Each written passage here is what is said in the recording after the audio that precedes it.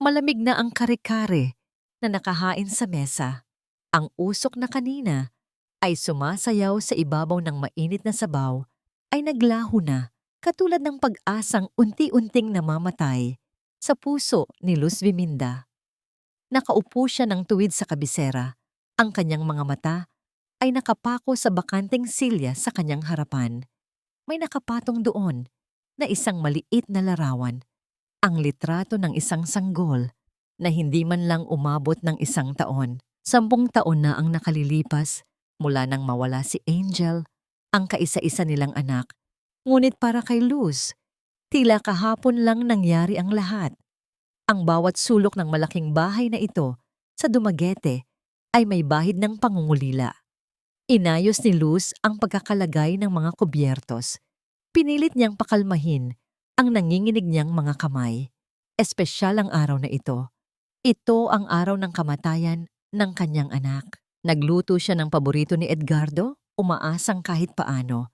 Sa araw na ito, magsasalo sila sa hapagkainan bilang isang pamilyang nagdadalamhati, nagmamahalan. Ngunit nabasag ang katahimikan nang bumukas ang malaking pintuan sa may entrada. Ang mabibigat na yabag ng mga paa ay umalingaw-ngaw sa buong kabahayan. Hudyat na dumating na ang kanyang asawa. Hindi ito nag-iisa. Napatayo si Luz. Ang ngiti sa kanyang labi ay agad na napalitan ng pagtataka. Sa tabi ni Edgardo ay nakatayo si Rowena. Ang pinsang buo na itinuring na niyang parang tunay na kapatid at inalagaan mula pagkabata. Ngunit may kakaiba kay Rowena ngayon. Nakasuot ito ng isang maluwag na bestida at ang kanyang kanang kamay ay mariing nakahawak sa kanyang tiyan na tila may iniingatang kayamanan. Lumapit si Edgardo, hindi man lang sumulyap sa inihandang pagkain o sa litrato ng kanilang yumaong anak. Ang mukha nito ay blangko, walang bahid ng pagsisisi o paggalang sa okasyon. Binaba ni Edgardo ang hawak na maleta sa sahig ng padabog. Ang tunog ng pagbagsak nito ay tila kulog na yumanig sa dibdib ni Luz. Tumingin si Edgardo ng diretso sa mga mata ng kanyang asawa at nagsalita sa tonong walang emosyon. Luz, dito muna titira si Rowena starting today. Maselan ang pagbubuntis niya at kailangan niya ng mag-aalaga. Nanigas si Luz sa kanyang kinatatayuan. Buntis? Paano? Ang huli niyang balita ay wala naman itong nobyo. Tumingin siya kay Rowena, naghahanap ng sagot, ngunit iniwas lamang ng dalaga ang tingin nito at mas lalong hinaplos ang kanyang tiyan. Sino ang ama? Rowena. Ang tanong ni Luz, ang kanyang boses ay halos pabulong na lamang dahil sa kaba. Si Rowena ay nanatiling tikom ang bibig, ngunit si Edgardo ang sumagot. Ang bawat salita ay parang patalim na humiwa sa natitirang dignidad ni Luz. Ako, Luz. Ako ang ama. Bumigat ang hangin sa paligid. Pakiramdam ni Luz ay biglang lumiit ang mundo at naubusan siya ng hininga. Ang lalaking pinakasalan niya, ang lalaking pinag-alayan niya ng kanyang pangarap at kabataan, ay walang habas na inamin ang pagtataksil sa harapan niya. At hindi lang basta pagtataksil, kundi sa babaeng itinuring niyang kadugo. Hindi pa nakakabawi si Luz sa unang dagok ng sundan ito ni Edgardo ng isa pang utos na mas lalong dumurog sa kanya. You need to move out of the master's bedroom. Doon matutulog si Rowena. Kailangan niya ng malambot na kama at aircon para sa bata. Sa guest room ka na muna sa ibaba. Tutal, sanay ka naman sa init, di ba? Probinsyana ka naman. Walang sigaw, walang pagwawala. Ang tanging reaksyon ng katawan ni Luz ay ang pamamanhid. Dahan-dahan siyang tumango, tila isang robot na sumusunod sa programa. Sa loob ng 20 taon, nasanay siyang sumunod, nasanay siyang magparaya. Umakyat siya sa itaas upang iligpit ang kanyang mga gamit. Habang nilalagay niya ang kanyang mga damit sa lumang maleta, napansin niya ang isang mamahaling nightgown na nakasabit sa dulo ng cabinet. Hindi sa kanya iyon, kay Rowena. Matagal na pala. Matagal na silang niloloko sa loob ng pamamahay na ito. Ang amoy ng pabango ni Rowena ay nakakapit na sa bawat unan. sa bawat kumot, habang si Luz ay nag-aamoy bawang at sibuyas dahil sa pagluluto para sa kanila. Bit-bit ang kanyang mga gamit. Dumaan si Luz sa tapat ng opisina ni Edgardo sa second floor. Bahagyang nakabukas ang pinto. Narinig niya ang boses ng asawa na may kausap sa telepono. Tumigil siya. May kung anong puwersa ang nagtulak sa kanya na makinig. "Oo, attorney, huwag kang mag-alala," Edgardo said. Ang tono ay may halong pagyayabang. Tangayang si Luz. Wala siyang alam sa mga insurance policy. Just like 10 years ago. Hindi niya alam na pinalitan ko ang vitamins niya ng pampalaglag para makuha ko ang claims sa medical insurance. Ang akala niya, aksidente lang ang pagkawala ng bata. So this time, siguraduhin mong malinis ang paglipat ng assets kay Rowena. Nabitawan ni Luz ang hawak na maleta. Ang tahimik na pagbagsak ng kanyang mundo ay mas masakit pa kaysa sa anumang ingay. Napahawak siya sa pader upang hindi matumba. Ang tuhod niya ay nanghina at ang kanyang sikmura ay bumaliktad. Hindi aksidente. Ang pagkamatay ni Angel, ang pagdurugo. Sa loob ng 10 taon, gabi-gabi siyang umiiyak. Sinisisi ang sarili kung bakit hindi siya naging mas maingat. Ngunit ngayon ay nalaman niyang ang lahat pala ay may nakatagong plano. Ang taong pinagkatiwalaan niya ay hindi lamang nanloko. Ginamit siya sa isang napakasamang gawain. Ang sakit na naramdaman niya ay hindi na lamang sa puso. Parang kumalat ito sa buong katawan niya, sa bawat ugat, sa bawat buto, hanggang sa kanyang kaluluwa. Gusto niyang sumigaw. Gusto niyang harapin si Edgardo at hingi ng sagot sa lahat ng nangyari. Ngunit sa gitna ng galit at sakit, alam niyang kailangan niyang magpakatatag upang mailabas ang katotohanan. Ngunit walang boses na lumabas sa kanyang lalamunan. Tumakbo siya patungo sa banyo ng guest room. Binuksan niya ang shower ng malakas. Hinayaan niyang bumuhos ang tubig kasabay ng kanyang mga luha. Ang malamig na tubig ay humalo sa mainit na agos ng kanyang pagtangis. Napaluhod siya sa basang sahig. Yakap ang sarili habang ang alaala ng kanyang namatay na sanggol ay bumabalik. Hindi na bilang isang malungkot na aksidente, kundi bilang isang krimen na kailangang pagbayaran. Ilang minuto siyang nanatili doon, hinahayaan ng tubig na hugasan ang kanyang kahinaan. Nang tumigil ang kanyang pag-iyak, may ibang pumalit sa puwang ng kanyang puso. Isang malamig at matigas na bagay. Galit, puot, at higit sa lahat, ang kagustuhang mabuhay para maningil. Pinatay niya ang gripo. Nagpuna siya ng mukha at tumingin sa salamin. Ang babaeng nakatingin pabalik sa kanya ay may mga matang mapula, ngunit tuyo na. Wala nang bakas ng pagiging martir. Bumaba si Luz sa dining area. Naabutan niyang nakaupo na si Edgardo at Rowena.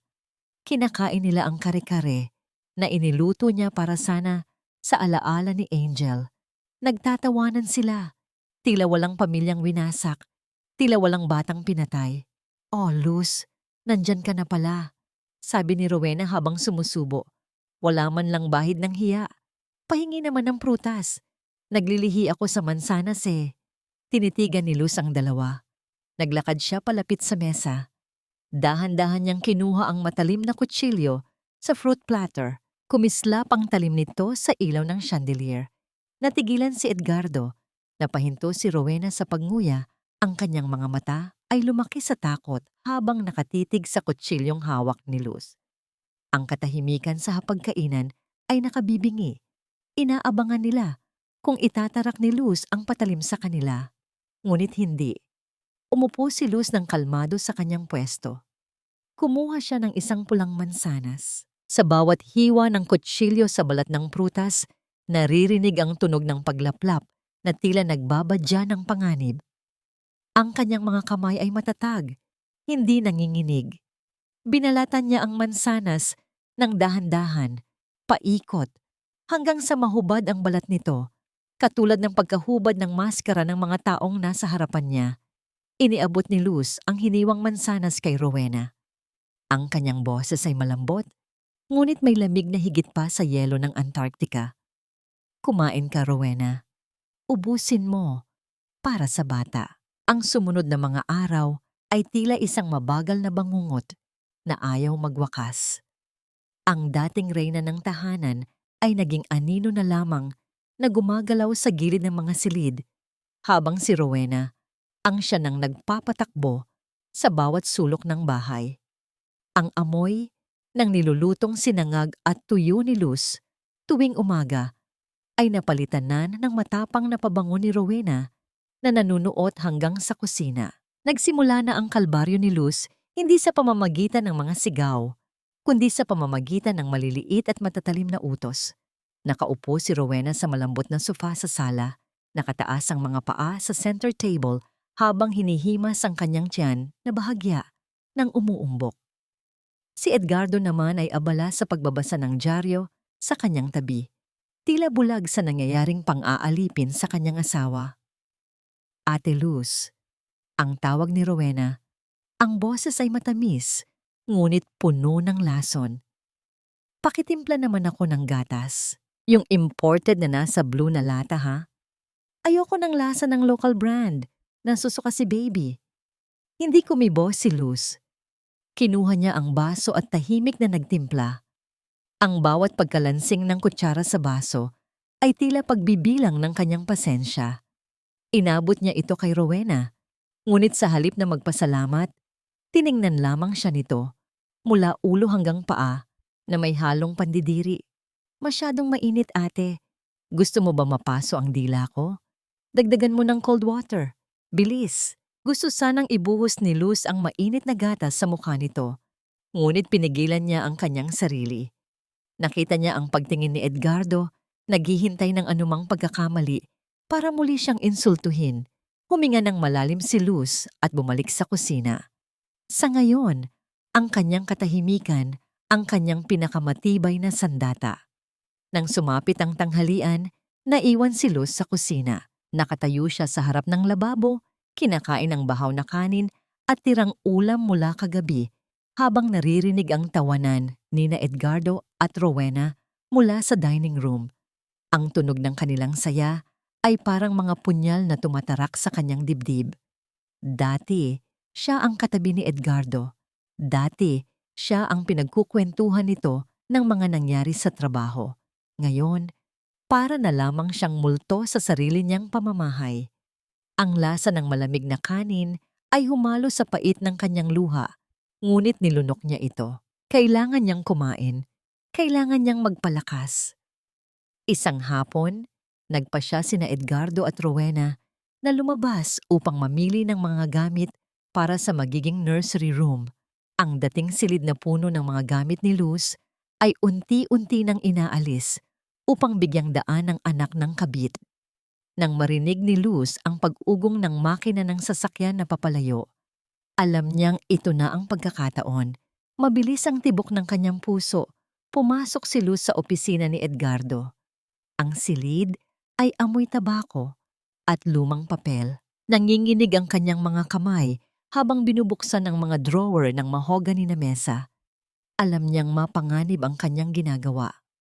Kung mahuli siya, hindi lang palo ang aabutin niya. Baka tuluyan na siyang palayasin ng walang dala. Hinalungkat niya ang mga folder, bank statements, mga kontrata sa lupa, mga resibo ng pagsusugal. Ngunit sa ilalim ng isang tumpok na mga lumang magazine, may nakita siyang isang folder na luma na at naninilaw ang mga gilid. Nakasulat sa ibabaw ang pangalan niya, Luz V. Minda Vergel, Medical Records, 2014. Binuksan niya ito. Sa loob ay may mga reseta ng gamot at resulta ng laboratorio noong ipinagbubuntis niya si Angel. Binasa niya ang doktor na pumirma, Dr. Alcantara. Hindi pamilyar ang pangalan. Ang alam niya, si Dr. Santos ang kanyang OB-GYN noon. Nanlaki ang mga mata ni Luz nang makita ang isang reseta na may petsang 1 linggo bago siya nakunan. Nakasulat doon ang gamot na misoprostol. Kahit hindi siya doktor, alam niya kung ano ito dahil nabasa niya ito sa internet noong naghahanap siya ng sagot sa pagkamatay ng anak niya. Gamot ito para pampahilab, gamot na ginagamit sa abortion, hindi pampakapit. Napahawak si Luz sa kanyang bibig upang pigilan ang paghagulgol. Naalala niya noong gabing iyon. Inabutan siya ni Edgardo ng gamot. Inumin mo to. Mahal, vitamins yan para lumakas si baby, ang sabi nito ng buong lambing. At dahil sa tiwala, ininom niya iyon. Hindi niya namalayang siya mismo ang nakainom ng bagay na nagdulot ng matinding kapahamakan sa sarili niyang anak. Ang galit na una niyang naramdaman ay unti-unting napalitan ng mas mabigat na puot. Hindi na ito simpleng panlilinlang sa pera. Malinaw sa kanya na ginamit lamang siya ni Edgardo para sa isang napakasamang plano. Mabilis na kinuha ni Luz ang kanyang cellphone mula sa bulsa ng kanyang duster. Kailangan niyang tawagan ang kanyang kapatid sa Bohol. Kailangan niyang humingi ng tulong. Kailangan niyang may makausap dahil pakiramdam niya ay hindi na niya kayang dalhin mag-isa ang bigat na nasa kanyang dibdib. Pinindot niya ang numero ng kanyang ate. Ngunit sa halip na ringtone, isang malamig na boses ng operator ang kanyang narinig. Ang serbisyong ito ay hindi magagamit sa inyong account. Sinubukan niyang mag-dial ng ibang numero. Kahit ang landline ng kapitbahay, ngunit pareho ang resulta. Walang signal, walang koneksyon. Tiningnan niya ang settings ng telepono. Outgoing calls barred. Nakablock ang lahat ng papalabas na tawag. Putol na rin ang internet connection ng Wi-Fi sa kanyang device. Napaupo si Luz sa sahig. Hawak ang walang silbing telepono. Nakakulong siya. Pinutol ni Edgardo ang lahat ng kanyang komunikasyon sa labas. Alam ng demonyo na maghahanap siya ng kakampi at inunahan siya nito. Para siyang ibon na nasa loob ng isang gintong hawla, unti-unting pinapatay sa gutom at lungkot. Ibabalik na sana niya ang folder sa drawer nang marinig niya ang pagpihit ng doorknob ng opisina. Masyadong mabilis ang pangyayari. Wala nang oras para magtago. Bumukas ang pinto at tumambad ang isang matandang babae na nakasuot ng mamahaling terno. Puno ng alahas ang leeg at braso. Si Doña Pasita ang ina ni Edgardo. Ang babaeng laging nagpapaalala sa kanya na hindi siya sapat para sa anak nito. Nanlisik ang mga mata ni Doña Pasita nang makita si Luz na nakaupo sa sahig, hawak ang mga dokumento ng kanyang anak. Ang mukha ng matanda ay namula sa galit at ang kanyang boses ay umalingaw-ngaw sa buong kwarto na tila kulob. Anong ginagawa mo dyan, hampas lupa? Nagnanakaw ka ba sa pamamahay ng anak ko? Ang utak ni Luz ay gumana ng mas mabilis kaysa sa kidlat. Ang takot na kanina ay bumabalot sa kanya ay biglang naglaho, napalitan ng isang kakaibang kalinawan ng isip.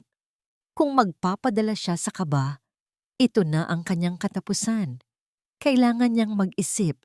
Kailangan niyang bumuo ng isang kwento na mas kapani-paniwala kaysa sa katotohanan. Dahan-dahan siyang tumayo. Inayos ang gusot sa kanyang duster at hinarap ang biyenan na may pinakamaamong ekspresyon na kaya niyang isuot. Pinilit niyang mangilid ang luha sa kanyang mga mata. Hindi dahil sa sakit, kundi para sa gagawing pag-arte. Mama, ang tawag niya kay Doña Pasita sa nanginginig na boses, sinadya niyang ipahalata ang kahinaan. Pasensya na po kung nadatnan niyo akong ganito. Hindi po ako nagnanakaw. Tinaasan siya ng kilay ng matanda. Ang mga braso nito ay nakapamiwang. Hindi pa rin kumbinsido. Kung hindi ka nagnanakaw, ano ang ginagawa mo sa opisina ng anak ko? Bakit mo pinapakialaman ang mga papeles niya? Yumuko si Luz, hinayaang tumulo ang isang butil ng luha sa kanyang pisngi.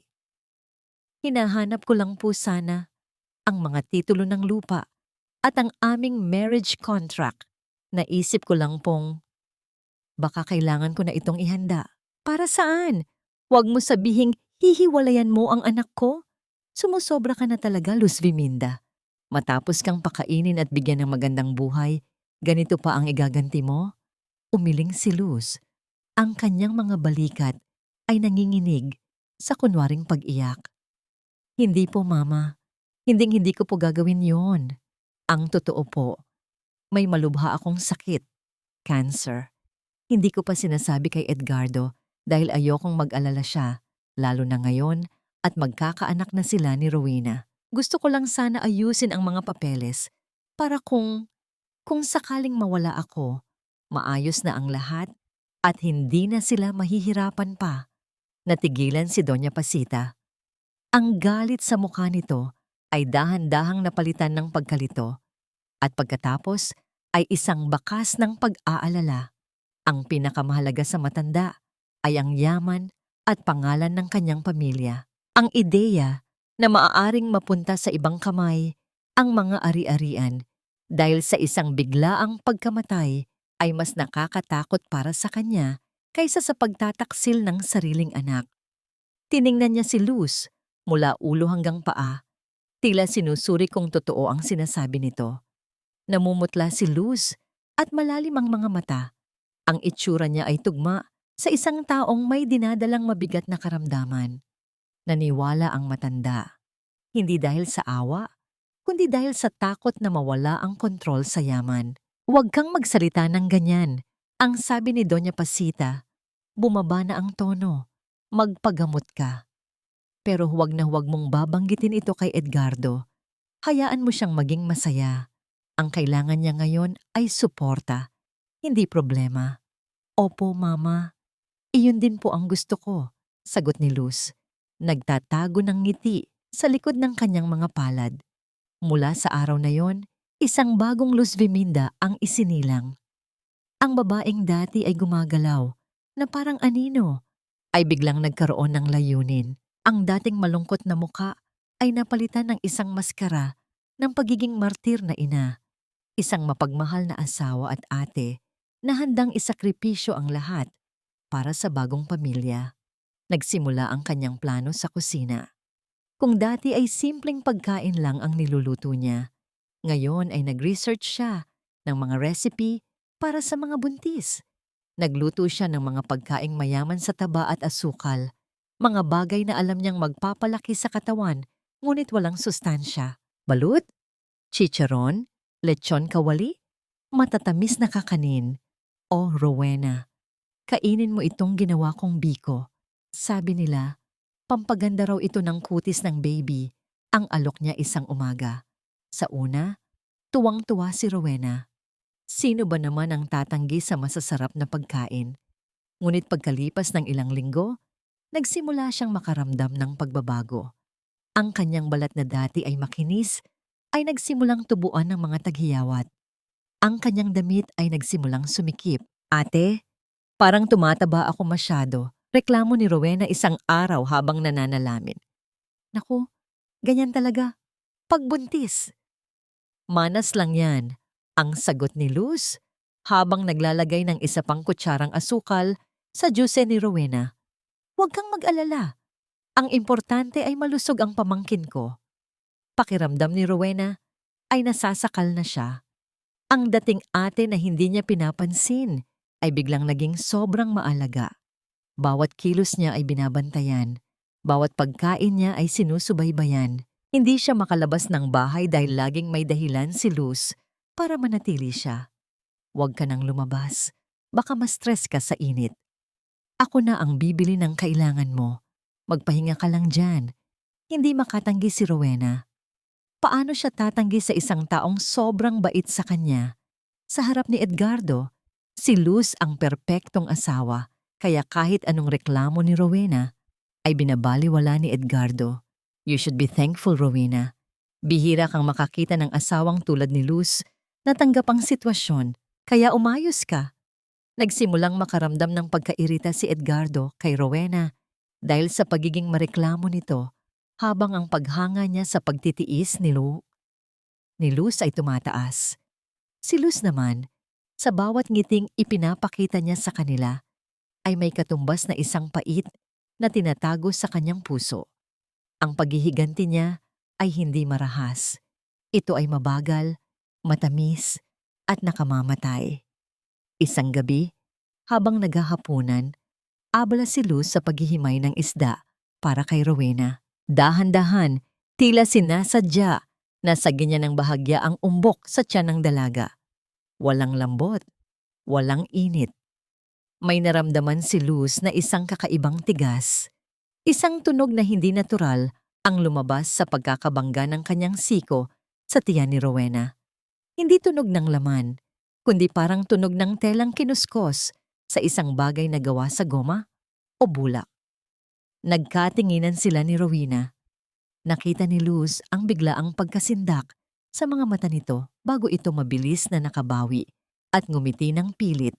Aray naman ate, dahan-dahan lang, baka magising si baby. Ngumiti lang pabalik si Luz, isang ngiting hindi umabot sa kanyang mga mata. Sa isip niya, isang malaking palaisipan ang nabuo. Isang palaisipan na alam niyang malapit na niyang mabuo ang mga piraso. Isang linggo na ang nakalipas mula nang mahuli ni Doña Pasita si Luz. Ang bawat araw ay may pare-parehong ikot.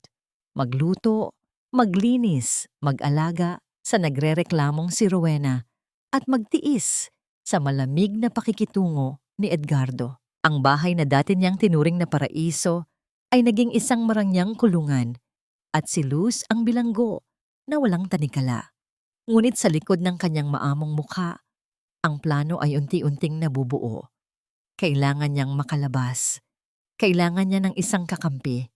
Isang umaga, habang naghahain ng almusal, sinadya niyang magpakita ng pag-aalala.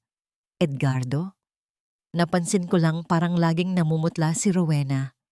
Baka kailangan niya ng mas masustansyang pagkain. May nabasa ako tungkol sa isang isda. Yung malasugi, sabi nila, napakaganda raw sa naglilihi. Pero sa palengke lang sa bayan nabibili. Pwede kaya akong lumabas sandali para bumili?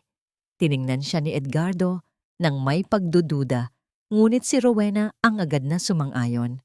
Gusto ko niyan, babe. Sige na, payagan mo na si ate. For the baby. Walang nagawa si Edgardo kundi pumayag. Binigyan niya si Luz ng saktong halaga ng pera. Walang labis, walang kulang. Bago siya umalis, nagbilin pa ito. Isang oras lang, Luz Viminda. Kung hindi ka makabalik, alam mo na ang mangyayari. Ang banta ay nakatago sa malambing na tono. Paglabas ni Luz ng gate, para siyang nakahinga ng maluwag sa unang pagkakataon sa loob ng maraming linggo. Ang sinag ng araw ay dumampi sa kanyang balat. Ang hangin ay may dalang amoy ng dagat at ng buhay sa labas. Bit-bit ang bayong. Sumakay siya ng tricycle patungo sa palengke. Ang ingay at gulo ng palengke ay isang malaking ginhawa kumpara sa nakabibinging katahimikan ng kanilang bahay. Ang sigawan ng mga tindera, ang amoy ng sariwang isda at gulay, ang makukulay na prutas, lahat ay nagpapaalala sa kanya na may mundo pa sa labas ng kanyang pagdurusa.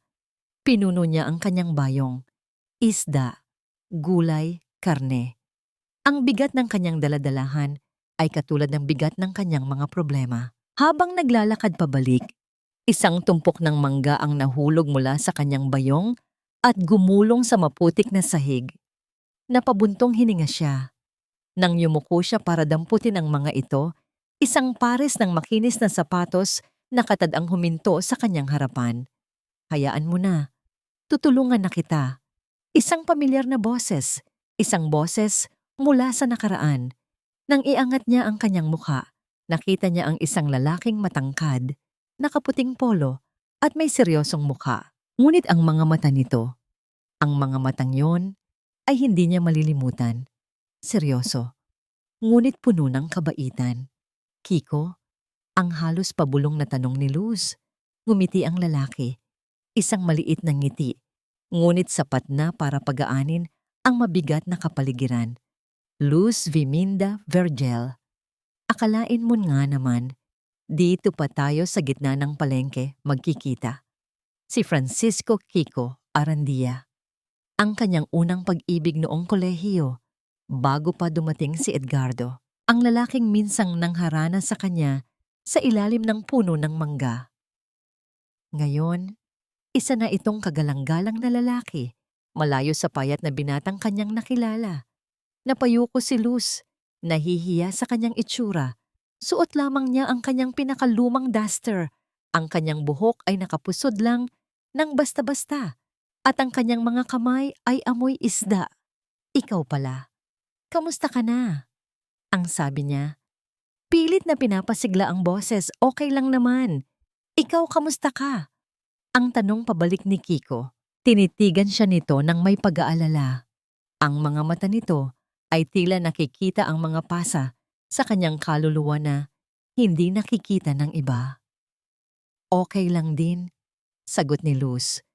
Ngunit alam niyang hindi ka panipaniwala ang kanyang pagsisinungaling. Walang imik na kinuha ni Kiko ang mabigat na bayong mula sa kanyang kamay. Halika, ihahatid na kita sa sakayan. Mukhang mabigat yan. Habang naglalakad sila, walang masyadong nagsasalita. Ngunit sa katahimikan na yon, naramdaman ni Luz ang isang bagay na matagal na niyang hindi naramdaman, ang pakiramdam na may nagmamalasakit. Bago sila maghiwalay, naisip ni Luz ang folder sa opisina ni Edgardo. Ang pangalan ng isang kumpanyang paulit-ulit na lumalabas sa mga bank statement. Ito na ang pagkakataon niya. Desperasyon. Kiko, sandali. May ipapakiusap sana ako. Dumukot siya ng isang resibo mula sa kanyang bulsa at isang maliit na ballpen. Nanginginig ang kanyang kamay habang isinusulat ang pangalan. Sevilla Realty Holdings Incorporated. Auditor ka, di ba? Pwede mo bang tingnan kung anong meron sa kumpanyang to? Kahit anong impormasyon lang. Please, tiningnan ni Kiko ang papel. Pagkatapos ay tumingin sa mga mata ni Luz na puno ng pagmamakaawa. Wala na siyang ibang tinanong. Tumangulang siya. Itago mo ang numero ko. I-text mo ako kung kailangan mo ng tulong. Habang naghihintay si Luz ng tricycle, bumalik si Kiko na may dalang isang maliit na supot na papel. Inabot niya ito kay Luz. Bibingka, mainit pa. Dati, ito lang ang nagpapangiti sa'yo kapag malungkot ka. Kinuha ni Luz ang supot.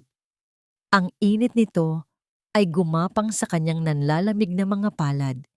Isang init na tila bumuhay sa isang bahagi ng kanyang pusong matagal nang namatay. Salamat, Kiko.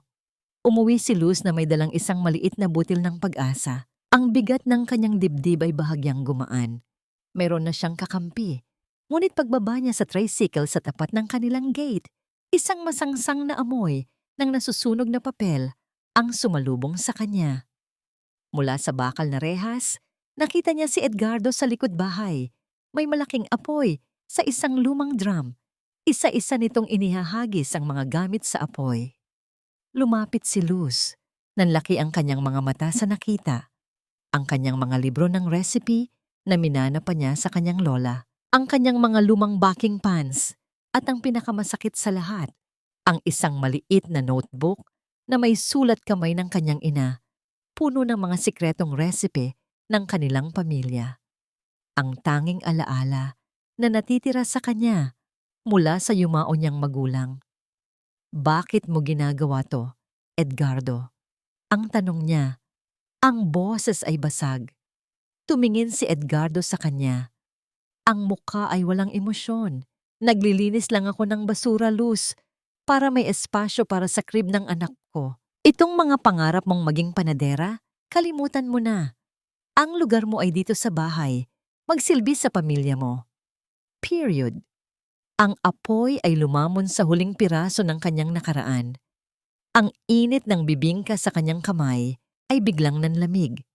Ang maliit na pag-asang kanina ay sumibol ay tila sinunog din kasama ng mga libro. Tinitigan niya ang apoy at sa loob ng mga nagliliyab na papel, hindi na abo ang kanyang nakita, kundi ang nagbabagang galit na sa wakas ay handa ng sumabog. Nanigas si Luz sa kanyang kinatatayuan. Ang kanyang mga mata ay nakapako sa naglalagablab na apoy. Ang usok na pumapailan lang ay hindi lamang amoy ng nasusunog na papel, kundi amoy ng kanyang buong pagkatao na tinutupok. Ang bawat pahina ng lumang notebook na yon ay hindi lang listahan ng mga sangkap. Iyon ay ang mga yakap ng kanyang ina, ang mga payo ng kanyang lola, ang bawat pangarap na binuo niya mula pagkabata. At ngayon, lahat ng iyon ay nagiging abo sa kanyang harapan. Isang hindi maipaliwanag na puwersa ang nagtulak sa kanya. Hindi na niya ininda ang init. Itinapon niya ang bayong na puno ng pinamili at tumakbo palapit sa apoy. Huwag! Ang sigaw niya. Isang sigaw na nagmula sa kaibuturan ng kanyang kaluluwa. Sinubukan niyang abutin gamit ang kanyang mga kamay ang natitirang bahagi ng notebook ng kanyang ina. Ngunit huli na ang lahat. Ang init ng apoy ay dumila sa kanyang balat. Naramdaman niya ang hapdi, ngunit mas mahapdi ang sakit sa kanyang dibdib. Napatili siya hindi dahil sa paso, kundi dahil sa huling piraso ng kanyang nakaraan na tuluyan ng naglaho. Lumapit si Edgardo at maras siyang hinila patayo. Ano ba, Luz? Nababaliw ka na ba? Magsusunog ka ng sarili mo para lang sa mga basurang yan? Tumingin si Luz sa kanya. Ngunit ang tingin na iyon ay hindi na tingin ng isang asawang nagmamakaawa. Ito ay tingin ng isang estranghero na puno ng puot. Kanyang mga mata ay tuyo, walang bahid ng luha. Basura? Ang tanong niya. Ang kanyang boses ay kalmado, ngunit may lamig na nakakakilabot. Ang basurang sinasabi mo, Edgardo, ay mas may halaga pa sa buong pagkatao mo. Natawa si Edgardo, isang tawang mapang-insulto. Diyan ka magaling, sa pagiging madrama. Instead of thanking me for giving you a good life, mas pinapahalagahan mo pa yung mga lumang papel. Dalian mo na dyan at ipagluto mo kami ni Rowena. Nagugutom na kami. Tinalikuran siya nito na parang walang nangyari. Mula sa bintana ng kusina, nakita ni Luz si Rowena na nakatayo, nanonood. May ngiti sa labi ng dalaga, isang ngiting tagumpay. Alam ni Luz na si Rowena ang nag-udyok kay Edgardo na gawin ito. Pumasok si Luz sa bahay. Hindi siya dumiretso sa kusina. Umakyat siya sa kanyang maliit na silid sa ibaba. Isinara niya ang pinto. Ang katahimikan sa loob ng kwarto ay mas matindi pa kaysa sa ingay ng apoy sa labas. Umupo siya sa gilid ng kama. Dahan-dahan niyang binuksan ang kanyang palad. May abo, may kaunting piraso ng nasunog na papel na dumikit sa kanyang balat. Iyon na lamang ang natira. Hindi siya umiyak. Tapos na ang panahon ng pagluha. Ang apoy sa labas ay tila lumipat sa loob ng kanyang dibdib. Sinusunog ang lahat ng takot, lahat ng pag-aalinlangan, lahat ng pagmamahal na minsan niyang naramdaman para kay Edgardo. Ang natira ay isang matigas at matibay na determinasyon. Hating gabi na. Ang buong bahay ay tahimik. Sigurado siyang tulog na ang dalawang ahas sa itaas. Dahan-dahan siyang bumangon. Kinuha niya ang isang lumang Nokia phone na itinago niya sa ilalim ng kama. Isang teleponong ginagamit niya noon bago pa siya binilhan ni Edgardo ng smartphone. Isang teleponong hindi alam ng kanyang asawa. May kaunti pa itong load na natira mula sa huling pagbisita ng kanyang kapatid. Nagtago siya sa loob ng banyo, ang tanging lugar na alam niyang hindi siya maririnig. Ang mga daliri niya ay nanginginig habang tinatype ang mensahe para kay Kiko. Ang bawat letra ay puno ng bigat at galit. Kiko, si Luz to. Kailangan ko ng tulong mo. Hindi lang sila manloloko, mga demonyo sila. Tulungan mo akong kunin lahat ng dapat sa akin. Matapos ipadala ang mensahe, umupo siya sa sahig, yakap ang kanyang mga tuhod at naghintay.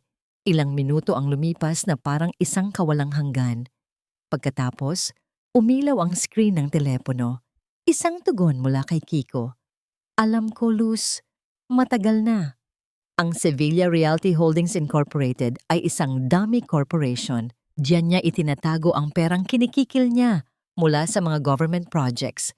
Malaki ang utang niya sa mga supplier. I have the files. Just tell me what you need.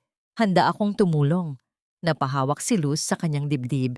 Hindi siya nag-iisa. Mayroon siyang kakampi na hindi lang basta nakikisimpatya, kundi may hawak na armas para sa laban. Tumayo si Luz at humarap sa salamin. Ang babaeng nakatingin sa kanya ay hindi na ang Luz Viminda na martir. Ang refleksyon niya ay may mga matang nag-aapoy sa galit. Dahan-dahan, kumuha siya ng abo mula sa kanyang palad at ipinahid ito sa kanyang pisngi. Tila isang mandirigma na naghahanda para sa gera. Mula sa abong ito, bulong niya sa sarili. Ako ay babangon. Kinabukasan, ang kilos ni Luz ay walang ipinagbago. Nagluto pa rin siya, naglinis, ngunit habang nagbabalat siya ng patatas, ang isip niya ay nagbabalat na ng mga kasinungalingan ni na Edgardo at Rowena. Habang naghihiwa siya ng sibuyas, ang isip niya ay naghihiwa na ng mga plano para sa kanilang pagbagsak. Isang hapon, habang naglilinis si Luz sa hagdanan, pababa si Rowena, abala sa pag-scroll sa kanyang cellphone. Hindi nito tinitingnan ang dinaraanan. Bigla, sa isang maling tapak, nawalan ito ng balanse. Sumigaw si Rowena habang nahuhulog. Nakatayo lang si Luz sa ibaba, ilang pulgada lang ang layo. Ang kailangan lang niyang gawin ay iunat ang kanyang kamay para saluhin ito. Ngunit hindi siya gumalaw. Pinanood niya lang itong bumagsak sa sahig. Nang marinig ni Edgardo ang malakas na kalabog, nagmamadali itong bumaba. Nakita niya si Rowena na nakahandusay at umiiyak sa sakit, habang si Luz ay nakatayo lang sa malapit, hawak ang isang basahan. Tulungan mo ako, babe! Ang sigaw ni Rowena. Nakaturo kay Luz. Itinulak niya ako. Gusto niyang patayin ang anak natin. Ang akusasyon ay sumabog sa hangin, mas matalas pa sa anumang patalim. Ang mga salita ni Rowena ay tumusok sa hangin na parang laso na palaso, at ang target nito ay si Luz. Hindi na nagtanong si Edgardo. Hindi na siya nagsiyasat. Ang galit sa kanyang mga mata ay sapat na para hatulan si Luz Viminda nang walang paglilitis. Sa isang mabilis na hakbang, nilapitan niya si Luz. Itinaas niya ang kanyang kamay. Hindi nakita ni Luz ang mismong pagtama ng palad nito sa kanyang pisngi. Ngunit naramdaman niya ang matinding puwersa na nagpatabingi sa kanyang ulo. Isang mainit na likido ang gumapang sa kanyang labi, at naramdaman niya ang metalikong lasa ng sarili niyang dugo. Umugong ang kanyang tainga at ang paningin niya ay panandaliang nagdilim. Hayop ka! Ang sigaw ni Edgardo. Ang bawat salita ay may kasamang laway na tumatalsik. Gusto mong patayin ang anak ko? Matapos kitang kupkupin at bigyan ng magandang buhay, ito ang isusukli mo sa akin? Inggit ka. No? Inggit ka dahil hindi mo kayang bigyan ako ng anak. Habang si Edgardo ay abala sa pagsigaw, si Rowena naman sa sahig ay palihim ng ngumingiti. Ang pag-iyak nito ay isang perpektong pag-arte. Dadaling ko si Rowena sa ospital, ang sabi ni Edgardo, habang maingat na inaakay patayo ang nagkukunwaring nasasaktang dalaga. At ikaw, mananatili ka dyan. Kinaladkad ni Edgardo si Luz na parang isang basahan patungo sa bodega sa ilalim ng hagdanan. Ang silid ay maliit, madilim, at amoy alikabok at lumang kahoy. Itinulak niya si Luz papasok ng walang awa. Ang katawan ni Luz ay tumama sa isang tumpok ng mga lumang karton. Diyan ka lang hanggang sa bumalik kami. At huwag kang magkakamaling tumakas dahil sisiguraduhin kong hindi ka na makakakita ng sinag ng araw. Ang mabigat na pinto ay isinara. Narinig ni Luz ang sunod-sunod na pagpihit ng susi sa seradura. Ang tunog ng paglock ay parang hatol ng habambuhay na pagkabilanggo. Naiwan si Luz sa ganap na kadiliman. Tanging isang maliit na sinag ng liwanag mula sa siwang sa ilalim ng pinto ang nagbibigay ng kaunting aninag. Niyakap niya ang kanyang mga tuhod at sumandal sa malamig na pader. Ang sakit ng sampal sa kanyang mukha ay wala kumpara sa sakit ng pagiging dayuhan sa sariling tahanan, ng pagiging biktima sa isang krimen na hindi niya ginawa. Hindi siya umiyak. Sa halip, ang galit sa kanyang puso ay mas lalong tumindi. Ang bawat minutong pagkakakulong niya sa madilim na silid na yon ay nagpapatigas sa kanyang kalooban. Ito na ang huli. Ito na ang huling beses na hahayaan niyang tapakan siya. Sa labas, narinig niya ang pag-andar ng makina ng kotse. Alam niyang dinala na ni Edgardo si Rowena sa ospital. Ang ospital na kakilala ni nila. Ang lugar kung saan ang mga kasinungalingan ay nagiging katotohanan sa pamamagitan ng pera. Ilang oras ang lumipas. Ang maliit na sinag ng liwanag sa ilalim ng pinto ay naglaho na, hudyat na dumating na ang gabi. Ang tiyan ni Luz ay kumakalam sa gutom, ngunit mas matindi ang gutom niya para sa hustisya. Bigla, may narinig siyang mga yabag na papalapit. Ngunit hindi ito ang mabibigat na yabag ni Edgardo. Mas magaan, mas sinusukat. Huminto ito sa tapat ng pinto ng bodega. May kumatok ng 3 beses, mahina at may pag-iingat. Luz, ang isang boses mula sa labas. Si Kiko. Nanlaki ang mga mata ni Luz. Paano siya napunta rito? Kiko, paano? Nakatanggap ako ng mensahe mula sa isang concerned neighbor. May narinig daw silang sigawan kanina. Nag-alala ako kaya pumunta ako. Nagdahilan akong may kailangan akong papirmahan kay Edgardo na urgent company matter. Pinapasok ako ng kasambahay. Nasaan sila? Nasa ospital. Narinig ni Luz ang pagkalikot sa seradura. Matapos ang ilang sandali, bumukas ang pinto. Bumungad sa kanya ang nag-aalalang mukha ni Kiko. Ang liwanag mula sa pasilyo ay sumilaw sa kanyang mga mata. Nang makita ni Kiko ang namamagang pisngi at putok na labi ni Luz, ang pag-aalala sa mukha nito ay napalitan ng isang malamig na galit. Sinaktan ka niya. Tumangulang si Luz, hindi makapagsalita.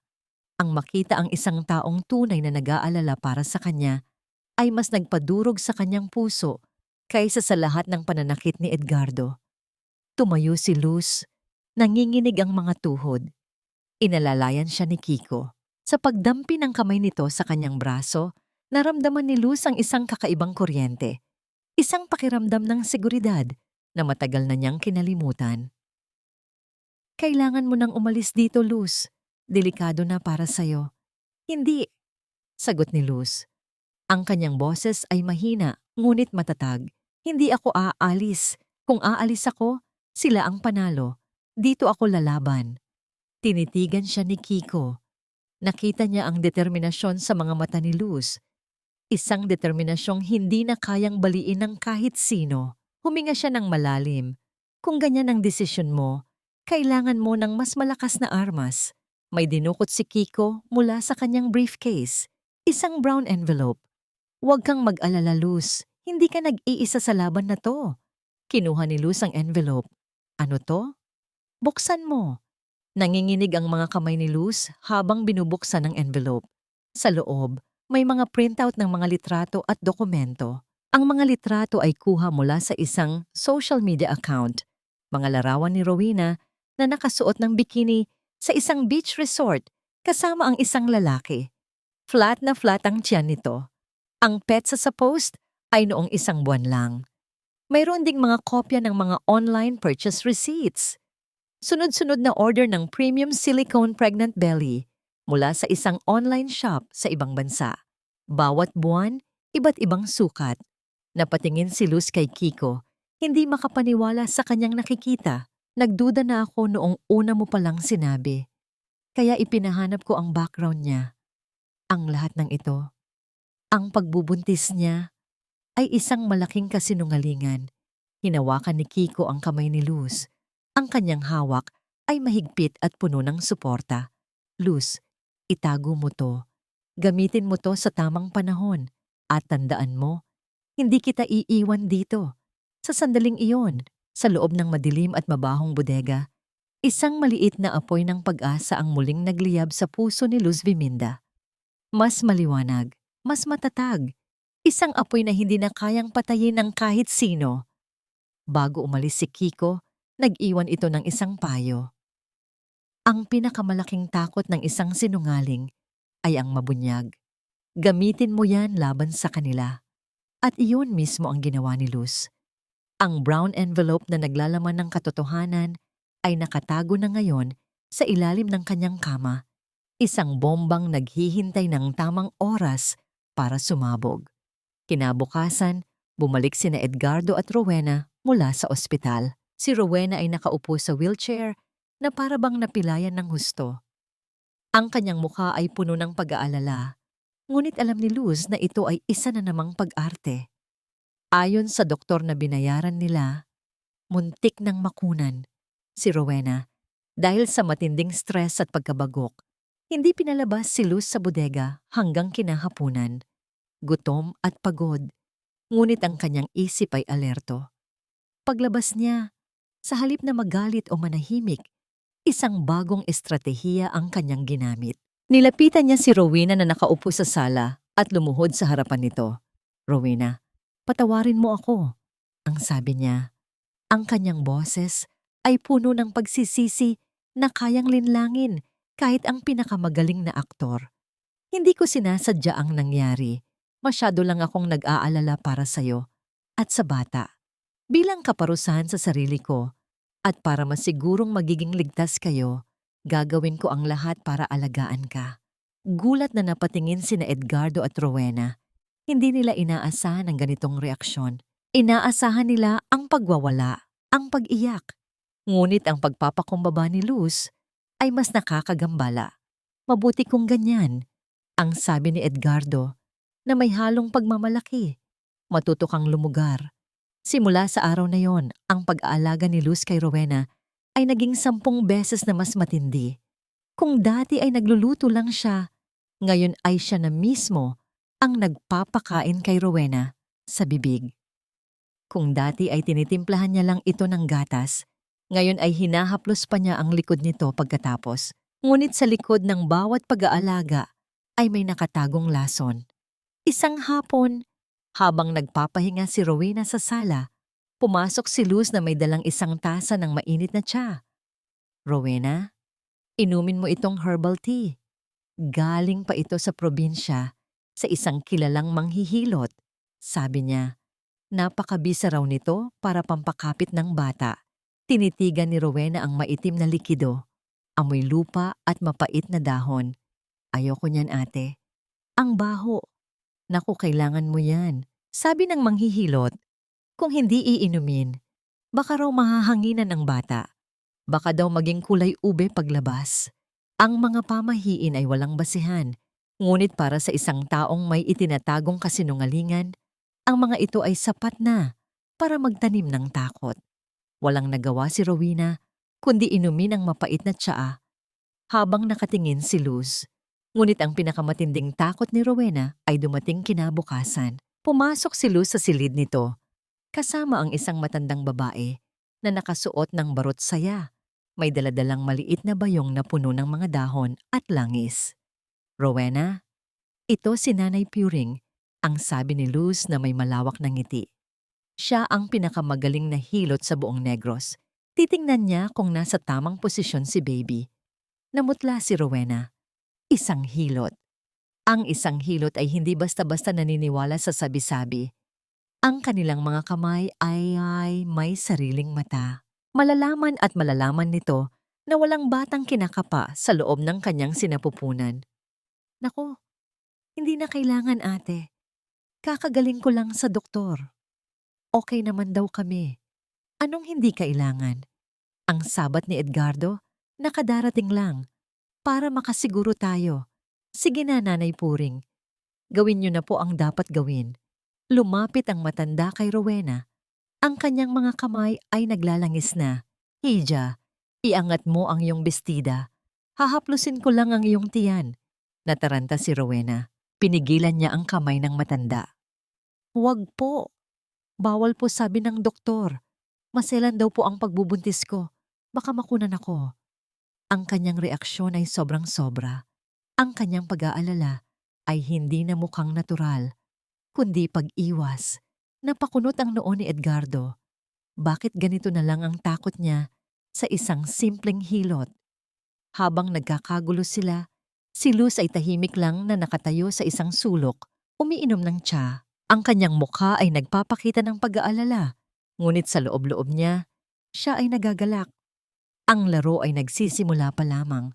Ang sayaw ng mga ahas ay umabot na sa yugto, kung saan sila na mismo ang nagkakagatan sa isa't isa. Nang gabing iyon, habang naguhugas ng pinggan si Luz, palihim siyang sinundan ni Rowena sa kusina. "Ano ba ang gusto mo, ate?" ang tanong nito. Ang boses ay mahina, ngunit puno ng galit. "Bakit mo ginagawa to?" Tumingin si Luz sa kanya. Ang mga mata ay blangko. Anong ginagawa ko? Inaalagaan ka lang naman. Gusto ko lang masigurong ligtas ang pamangkin ko. Alam ko ang laro mo, ate. Huwag mo akong itulad sa'yo na tanga. Ngumiti si Luz, isang nangiting nakakakilabot. Talaga? Kung ganoon, bakit hindi mo sabihin kay Edgardo na itigil ko ang pag-aalaga sa'yo? Bakit hindi mo sabihin na ayaw mo sa hilot? Natatakot ka ba, Rowena? Natatakot ka bang may malaman sila? Hindi nakasagot si Rowena. Sa halip nagbanta ito, kung hindi ka titigil, isusumbong kita kay Edgardo. Sasabihin kong may kakaiba kang ginagawa. Sasabihin kong nakikipagkita ka sa lalaki mo sa palengke. Tinalikuran ni Luz si Rowena at ipinagpatuloy ang paghuhugas. Sige, subukan mo. Tingnan natin kung sino ang paniniwalaan niya. Ang buntis niyang kasintahan na takot sa hilot o ang martir niyang asawa na ang tanging hangad ay ang kaligtasan ng kanilang anak. Sa unang pagkakataon, nakita ni Rowena ang tunay na anyo ng babaeng dati niyang inaapi.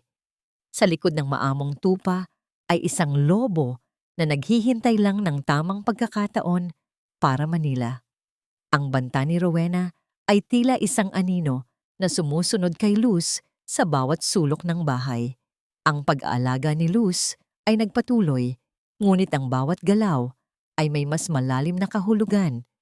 Habang si Luz ay naglalagay ng mga dahon ng mint sa lemon water ni Rowena, ang kanyang isip ay abala sa pagbuo ng mga estratehiya. Alam niyang kailangan niya ng panandaliang takas mula sa laso ng bahay na yon. Isang hapon, habang abala si Edgardo sa telepono at si Rowena ay natutulog, nag-text si Luz kay Kiko. Ang kanyang mga daliri ay nanginginig sa kaba, ngunit ang determinasyon sa kanyang puso ay mas matibay. Kiko, pwede mo ba akong samahan sa simbahan sa tabing dagat? May gusto akong ipanalangin. Hindi nagtagal, isang tugon ang kanyang natanggap. On my way, nagdahilan si Luz kay Edgardo. Nabibili siya ng gamot sa butika para kay Rowena. Sa unang pagkakataon, hindi na ito gaanong nagtanong. Tila sanay na ito sa kanyang pagiging martir. Paglabas ni Luz ng gate, muli niyang naramdaman ang paghampas ng sariwang hangin sa kanyang mukha. Isang malaking ginhawa. Sumakay siya ng tricycle patungo sa maliit na simbahan sa tabing dagat, ang lugar na madalas nilang puntahan ni Kiko noong sila ay magkasintahan pa. Nadatnan niya si Kiko na nakaupo sa isa sa mga bangko sa labas ng simbahan, naghihintay. Ang kanyang mga mata ay nagtagpo sa mga mata ni Luz.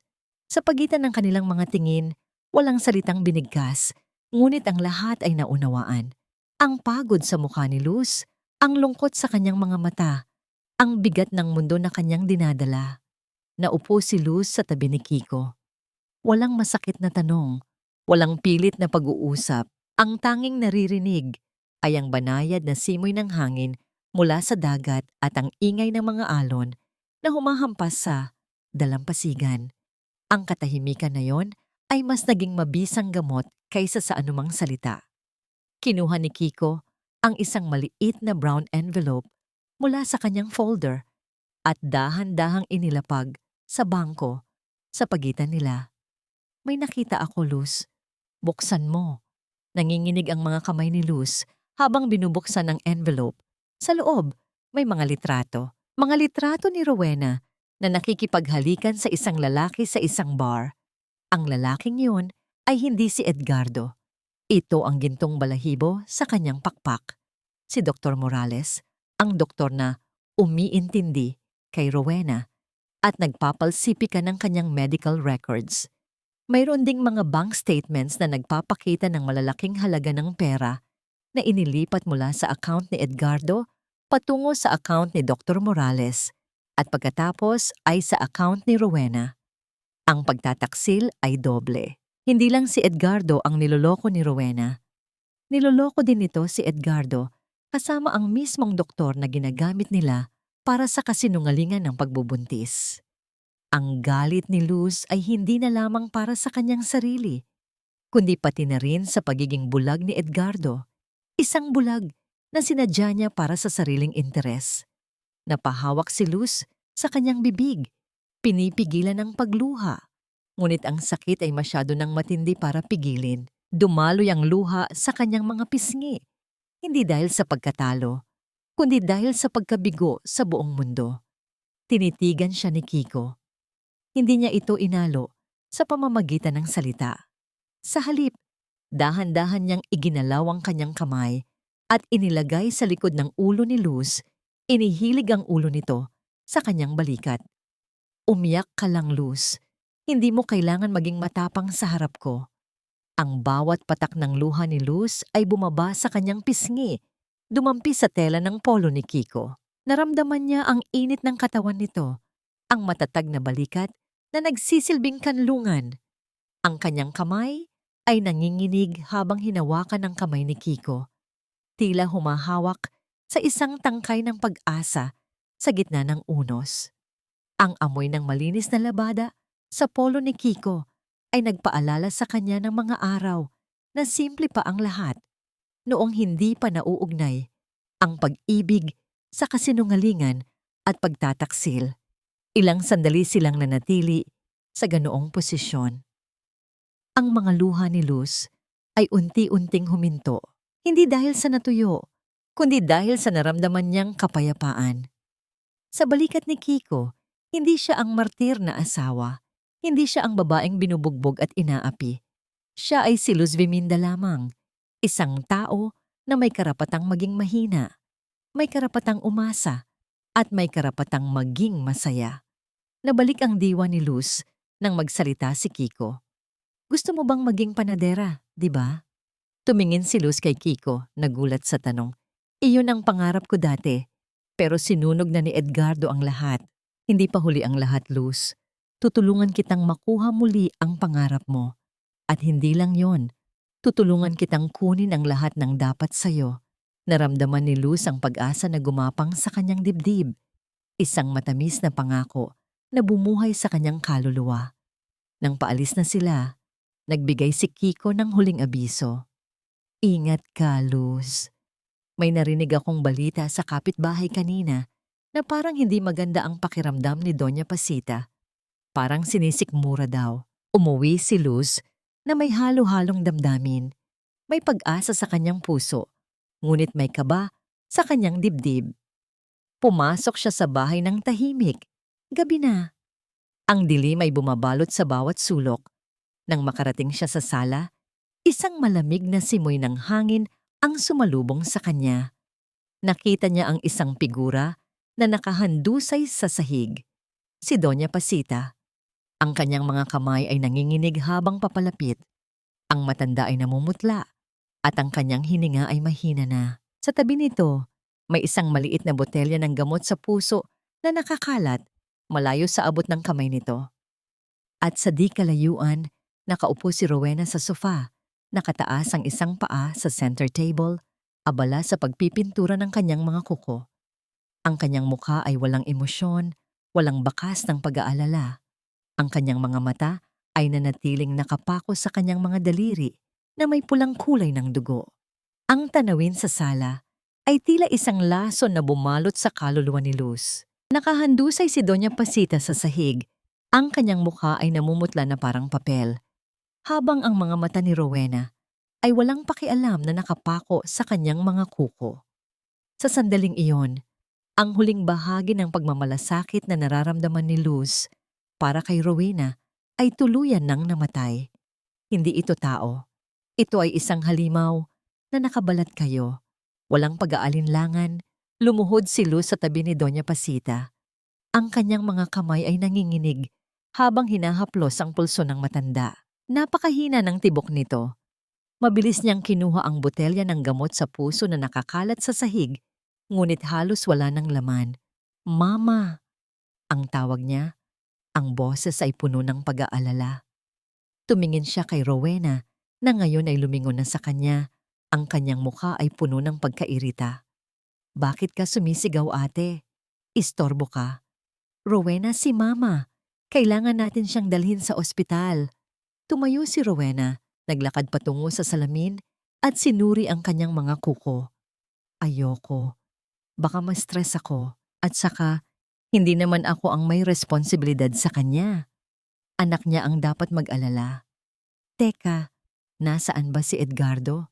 Walang inaasahang tulong mula kay Rowena. Si Luz ay naghahanap ng kasambahay. Ngunit dahil sa banta ni Edgardo, ang lahat ng kasambahay ay nagbakasyon. Wala siyang ibang magawa, kundi ang sarili niya. Sa kabila ng lahat ng sakit at pagpapahirap na ginawa sa kanya ni Doña Pasita, hindi kayang hayaan ni Luz na mamatay ang matanda sa kanyang harapan. Isang maliit na bahagi pa rin ng kanyang pagkatao ay naniniwala sa pagiging tao. Bit-bit ang halos walang malay na si Doña Pasita. Dahan-dahang lumabas si Luz ng bahay. Ang bigat ng katawan ng matanda ay halos hindi na niya kaya, ngunit ang kanyang kalooban ay matatag. Sa tulong ng isang tricycle driver na malapit lang sa kanto, mabilis silang nakarating sa pinakamalapit na ospital. Nang dumating si Edgardo, huli na. Napasigaw ito nang makita ang ina na nakahiga sa emergency room. Anong nangyari kay mama? Bakit nasa ospital siya? Luz, ano na naman ang ginawa mo? Tinignan lang siya ni Luz ng malamig. Buhay pa siya, Edgardo. At si Rowena, alam mo kung nasaan siya? Nandoon lang sa bahay, nagpipintura ng kuko habang nakahandusay ang mama mo sa sahig. Nagsimulang magduda si Edgardo. Ang mga salita ni Luz ay tumusok sa kanyang isip. Sa buong buhay niya, si Rowena ang laging umaalalay sa kanya. Ngunit bakit hindi ito sumama sa ospital? Ilang araw, nanatili si Doña Pasita sa ospital. Sa loob ng mga araw na yon, tanging si Luz ang walang pagod na nagbabantay. Nagdadala siya ng pagkain, naglilinis, at sinisigurong maayos ang kalagayan ng matanda. Samantala, si Rowena ay paminsan-minsan lang kung dumalaw. At kung dumating man, laging may inirereklamo. Si Edgardo naman ay abala sa kanyang trabaho, ngunit may bakas ng pag-aalala sa kanyang mukha. Isang hapon, habang nagpapahinga si Doña Pasita, gising ang matanda. Hinawakan nito ang kamay ni Luz. Ang kanyang mga mata ay puno ng pagsisisi. Luz, patawarin mo ako. Masyado akong nabulag sa kayamanan at sa pagiging makasarili ng aking anak. Maling-mali ako sa'yo. Ikaw pala ang tunay na ginto. Naramdaman ni Luz ang init sa kanyang kamay. Sa unang pagkakataon, mula sa bibig ng biyanan, narinig niya ang katagang matagal na niyang hinintay. Anak. Ang salitang anak ay gumapang sa kanyang dibdib. Nagdala ng kaunting ginhawa. Hindi pa huli ang lahat. Ang bawat tao ay may kakayahang magbago. Ikinuwento ni Doña Pasita ang lahat ng nalalaman niya. Ang mga illegal na transaksyon ni Edgardo, ang mga ari-arian na itinatago nito sa iba't ibang pangalan, at ang kanyang pagnanais na tulungan si Luz na makuha ang hustisya. Ang kanyang boses ay mahina, ngunit matatag. Mayroon akong nalalaman na mas makakatulong sa'yo. Sa ilalim ng aming lumang aparador sa kwarto, mayroong isang maliit na cabinet na may nakatago akong susi. Doon nakalagay ang mga orihinal na titulo ng lupa at ang code sa safe ng opisina ni Edgardo. Lahat ng yan ay ginamit niya bilang collateral sa utang niya sa papa mo dati. Hindi niya nabayaran. Napatingin si Luz sa matanda, hindi makapaniwala. Ang lahat ng akala niya ay nawala na, ay may pag-asa pa palang maibalik. Ngunit may isang babala si Doña Pasita. Ang susi ay may 3-digit na code.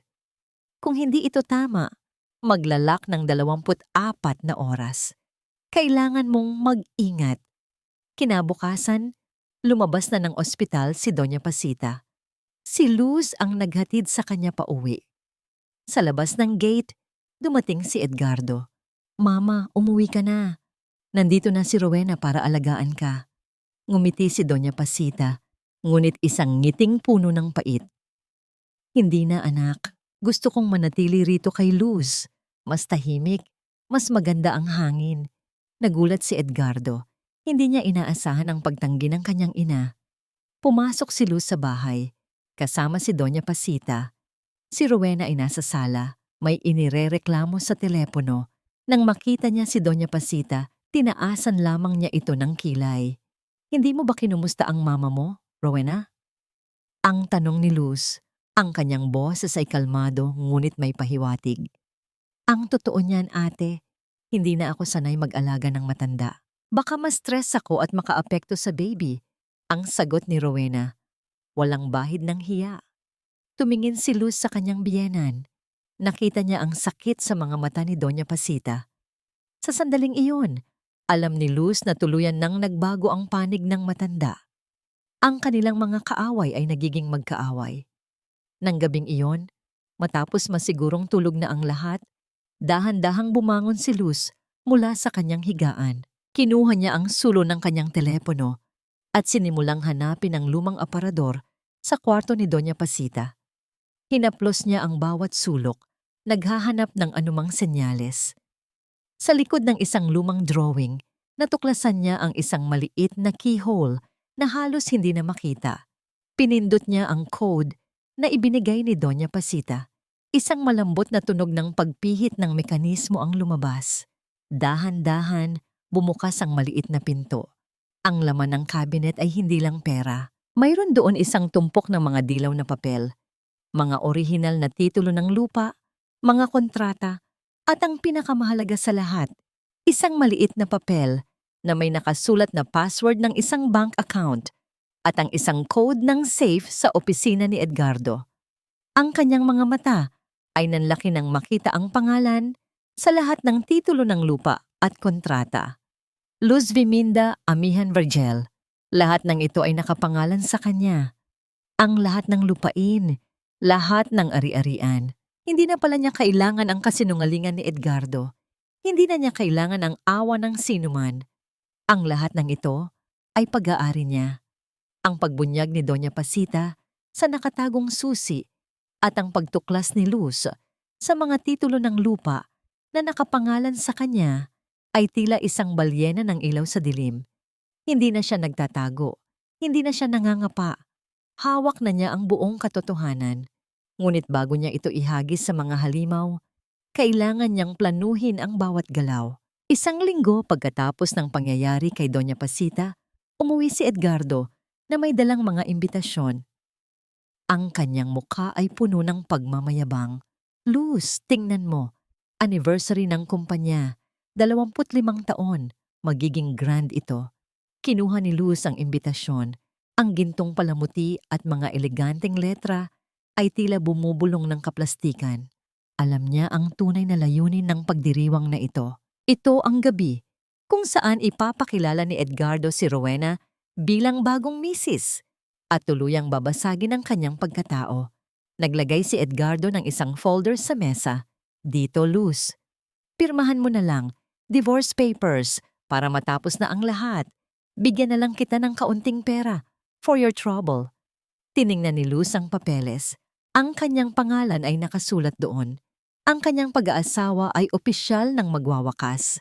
Ngunit hindi sa paraan na gusto ni Edgardo. Pirmahan ko? Oo naman, pero may isang kondisyon ako, Edgardo. Ang sabi ni Luz. Ang kanyang boses ay kalmado na parang lawa. Gusto kong magbigay ng speech sa anniversary party. Isang farewell speech for old time's sake. Bilang isang asawang nagbigay ng 25 taon ng kanyang buhay sa Sevilla Realty Holdings Incorporated. Natawa si Edgardo. Ganun ba? Gusto mong maging sentro ng atensyon sa huling pagkakataon? Sige, pagbibigyan kita. Pero huwag kang magkakamali na gumawa ng anumang eskandalo. Sasabihin ko sa'yo, Luz, baka hindi ka na makalabas ng dumagete ng buhay. Tumingin si Luz sa kanyang asawa. Ang banta nito ay parang hangin lang sa kanya. Don't worry, Edgardo. Hindi ko sisirain ang party mo. Nagkita si Luz at Kiko sa isang liblib na coffee shop sa labas ng bayan. Ibinigay ni Luz kay Kiko ang mga titulo ng lupa at ang password ng safe ni Edgardo. Nagulantang si Kiko sa nakita. Luz, this is huge.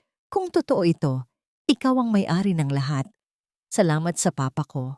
Alam niya kung gaano kasama ang asawa ko. Kaya inilagay niya ang pangalan ko sa lahat ng ari-arian bilang proteksyon. Pinagsama nila ang lahat ng ebidensya.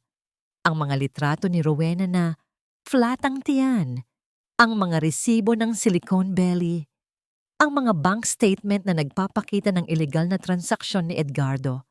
At ngayon, ang patunay na si Luz ang tunay na may-ari ng lahat ng kayamanan. Inihanda nila ang isang presentation file. Bawat slide ay isang suntok sa pagkatao ni na Edgardo at Rowena. Dapat itong maging flawless, Kiko, ang sabi ni Luz.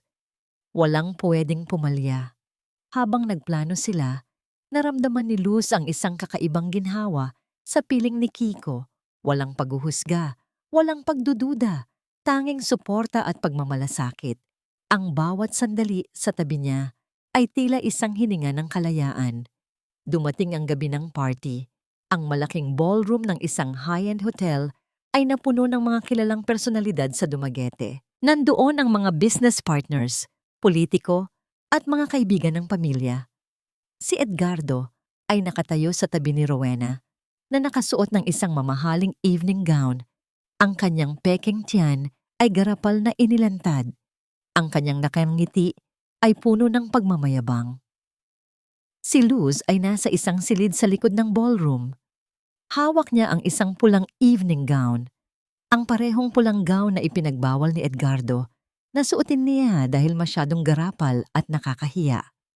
Sa harap ng salamin, dahan-dahan niyang sinimulang mag-ayos. Inilagay niya ang pulang lipstick, pinunasan ang lumang make-up, at tinaas ang kanyang buhok sa isang eleganteng puyod. Ang kanyang mga kamay ay matatag.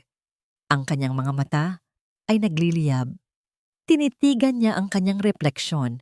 Hindi na niya nakita ang babaeng martir. Hindi na niya nakita ang babaeng api.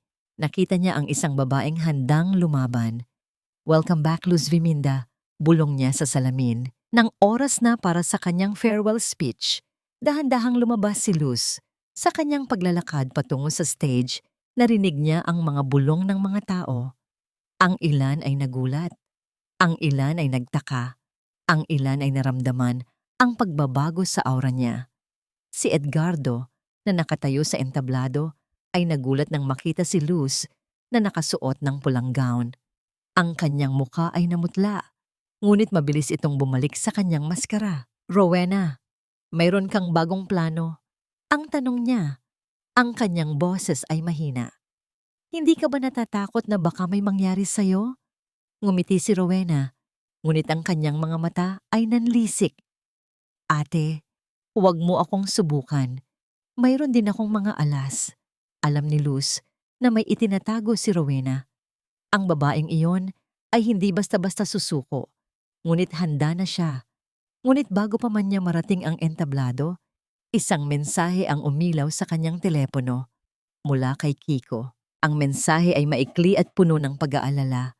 Luz, I'm sorry, may mga humarang sa akin. Hindi ko ata kayang makarating. Ang file, ang huling salita ay hindi na natapos. Ang screen ng telepono ay nagdilim. Napatigil si Luz sa kanyang paglalakad. Ang kanyang puso ay biglang nanlamig. Si Kiko, ang file, ang lahat ng ebidensya.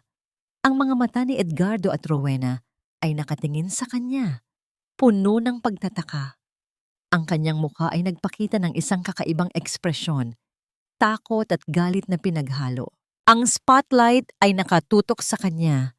Ang lahat ng mata ay nakapako sa kanya. Nawawalan siya ng sandata. Ang mensahe mula kay Kiko ay tila isang balyena ng yelo na tumusok sa puso ni Luz. Ang kanyang mga paa ay nanigas sa kinatatayuan.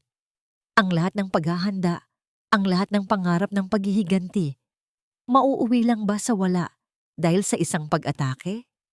Ang mga mata ni na Edgardo at Rowena ay nakatingin sa kanya, puno ng pagtataka, naghihintay ng kanyang susunod na galaw. Mula sa likod ng entablado, isang pamilyar na boses ang kanyang narinig. Nandito ako, Luz. Lumingon si Luz. Sa dulo ng pasilyo, nakatayo si Kiko. Ang kanyang mukha ay may bakas ng pasa at ang kanyang polo ay gusot. Ngunit ang kanyang mga mata ay matatag. Sa kanyang kamay, hawak niya ang isang USB drive. Ang kanyang sandata, ang kanilang sandata. Isang matamis na ngiti ang sumilay sa labi ni Luz. Isang ngiti na hindi na niya nagawa sa loob ng mahabang panahon. Ngumiti siya pabalik kay Kiko. Isang ngiti na puno ng pagkilala at pasasalamat. Ngayon, ang entablado ay naghihintay. Humakbang si Luz. Sa bawat paghakbang niya patungo sa entablado, ang kanyang pulang gown ay sumasayaw sa ilaw. Tila isang apoy na handa ng lumamon. Ang lahat ng mata ay nakapako sa kanya. Ang bulungan sa bulwagan ay tumigil. Nakatayo si Edgardo sa gitna ng entablado. Katabi si Rowena na nakasuot ng napakagarang damit. Ang tiyan nito ay umumbok, garapal na ipinagmamalaki sa lahat. Ang mukha ni Rowena ay puno ng pagmamataas. Tila siya ang reyna ng gabi. Magandang gabi sa inyong lahat, ang sabi ni Edgardo sa mikropono. Ang kanyang boses ay puno ng kasinungalingan. Ngayon, bilang bahagi ng aming pagdiriwang ng 25 taon ng Sevilla Realty Holdings Incorporated, gusto kong ipakilala sa inyo ang aking bagong pamilya. Hinawakan niya ang kamay ni Rowena at pagkatapos ay lumingon siya kay Luz na ngayon ay nakatayo na sa gilid ng entablado. Ilang hakbang lang ang layo. At para naman sa aking dating asawa, si Luz Viminda, na nagbigay ng kanyang 25 taon sa aking buhay, binigyan ko siya ng pagkakataong magpaalam. Kaya Luz, any words? Lumapit si Luz sa mikropono. Ang kanyang mga mata ay nanliit habang tinititigan si Edgardo at Rowena. Salamat Edgardo sa pagkakataong ito, ang sabi niya. Ang kanyang boses ay kalmado ngunit may pahiwatig. 25 taon, napakahabang panahon. Isang panahong puno ng pag-ibig, pagtitiwala, at mga kasinungalingan. Nagulat ang mga tao sa kanyang mga salita. Nagsimulang magbulungan ang mga bisita. Nanliit ang mga mata ni Edgardo at napahawak si Rowena sa kanyang braso. Ngayon, gusto ko pong ibahagi sa inyo ang isang video presentation, isang anniversary video. Isinuksok ni Kiko na ngayon ay nakatayo na sa likod ng stage ang USB drive sa laptop na nakakonekta sa malaking screen. Ang lahat ng ilaw ay nagdilim. Ang screen sa likod ng entablado ay umilaw.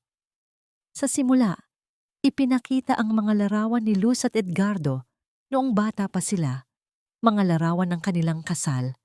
Ngunit pagkatapos, dahan-dahan, ang mga larawan ay nagbago.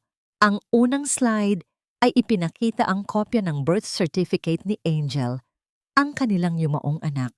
At sa tabi nito, ang medical records na nagpapakita ng misoprostol, ang gamot na pampalaglag na itinago ni Edgardo. Nagsimulang magbulungan ang mga tao. Ang ilan ay napahawak sa kanilang bibig. Ang ilan ay naramdaman ng lamig sa kanilang balat. At pagkatapos, dumating ang mga video clips. Isang video ang nagpakita kay Rowena na nasa isang beach resort. Nakasuot ng bikini, flat na flat ang tiyan nito, walang bakas ng pagbubuntis. Nagsimulang magulat ang mga tao. Ang ilan ay tumayo sa kanilang mga upuan. Sunod-sunod ang mga video. Ipinakita ang video ni Rowena na nakasuot ng silicone belly habang naglilibot sa isang department store. Ipinakita ang video ni Rowena na nakikipaghalikan kay Dr. Morales sa isang bar. At pagkatapos ay magkasama silang pumasok sa isang motel. Nagulat ang mga tao. Nagsimulang magtaas ang mga boses. No, ang sigaw ni Rowena. Ang kanyang mukha ay namumutla. Hindi totoo yan. Peke yan. Ngunit huli na ang lahat. Ang screen ay ipinakita ang bank statements. Milyon-milyong piso na inilipat mula sa Sevilla Realty Holdings Incorporated patungo sa dummy corporations. At pagkatapos ay sa personal accounts ni na Edgardo at Rowena. Mga kontrata na may pekeng lagda. Mga project proposals na dinoktor. Ang lahat ng kasinungalingan ay nagkalat sa ere na parang usok na hindi na kayang takpan. Edgardo, napahawak ito sa mikropono. Ang kanyang mukha ay namumutla at pinagpapawisan. Sinusubukan niyang magsalita, ngunit walang boses na lumabas. Ang bulwagan ay puno ng ingay at kaguluhan. Ang mga tao ay nagkakaingay, nagtataka, nagagalit. Ngayon, mayroon lang akong isang tanong sa inyo.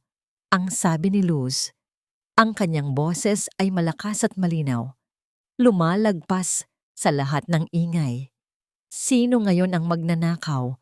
Sino ang manloloko? Sino ang mamamatay tao? Lumingon si Edgardo kay Luz. Ang kanyang mga mata ay nag-aapoy sa galit. Humakbang siya palapit. Ang kanyang kamay ay nakataas, handang sampalin si Luz sa ikalawang pagkakataon. Ngunit hindi na si Luz ang dating Luz Viminda. Hinawakan niya ang kamay ni Edgardo sa ere. Pinigilan ang pagtama nito sa kanyang mukha. At sa isang mabilis na paggalaw, binalik niya ang sampal. Isang malakas na tunog ang kumalat sa buong bulwagan at napatalbog si Edgardo. Ang kanyang bibig ay nagdugo. Para sa aking anak, ang sabi ni Luz, ang kanyang boses ay matatag at para sa 25 taon ng buhay ko na ninakaw mo. Nagsimulang magpanik si Rowena. Lumabas siya ng entablado, sinubukan niyang tumakas. Ngunit sa paglabas niya, 2 lalaki na nakasuot ng uniforme ang sumalubong sa kanya. Mga pulis, huwag kayong lalapit sa akin! Ang sigaw ni Rowena. Ngunit huli na ang lahat. Si Edgardo ay nakatayo sa entablado. Ang kanyang mukha ay namumutla. Ang kanyang bibig ay nagdugo. Ang kanyang buong buhay ay nagimbal. Kasabay nito, pumasok ang mga pulis sa bulwagan. Dumiretso sila kay Edgardo. Mr. Edgardo Sevilla, you're under arrest for fraud, embezzlement, and attempted murder. Napanganga si Edgardo. Sinubukan niyang kumawala, ngunit ang mga pulis ay mahigpit na nakahawak sa kanya. No, hindi kayo pwedeng gawin yan sa akin. Ako ang may-ari ng lahat. Ako ang asawa niya. Tumingin si Luz sa kanya.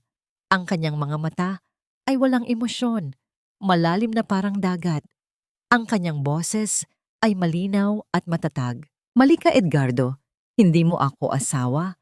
Isa ka lang anino na nagtago sa lake. Matapos ang gulo sa pagdiriwang, ang pagbagsak ni na Edgardo at Rowena ay mabilis na kumalat sa buong Dumaguete. Ang mga headline ng dyaryo ay puno ng kanilang eskandalo. Ang mga dating kasosyo ni Edgardo ay nagkanya-kanya na okay.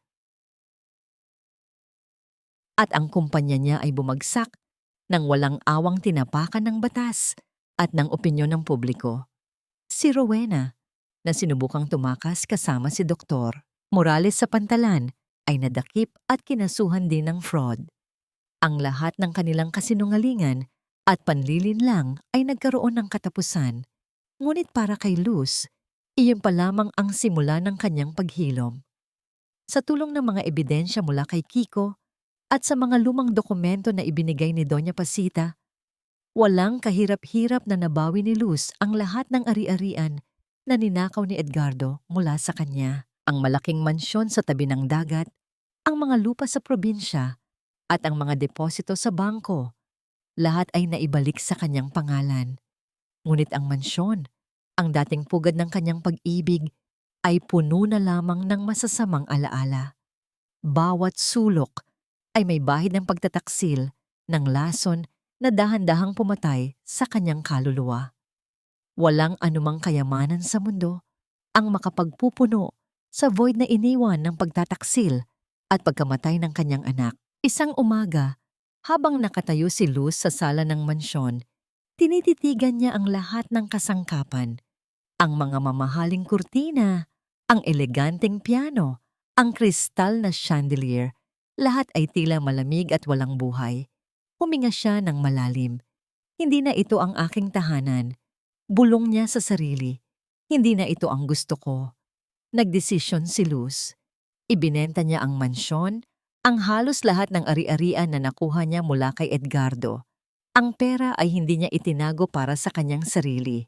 Ibinayad niya sa lahat ng mga supplier na hindi binayaran ni Edgardo at nagbigay siya ng tulong pinansyal sa mga manggagawang naapektuhan ng pagkalugi ng kumpanya.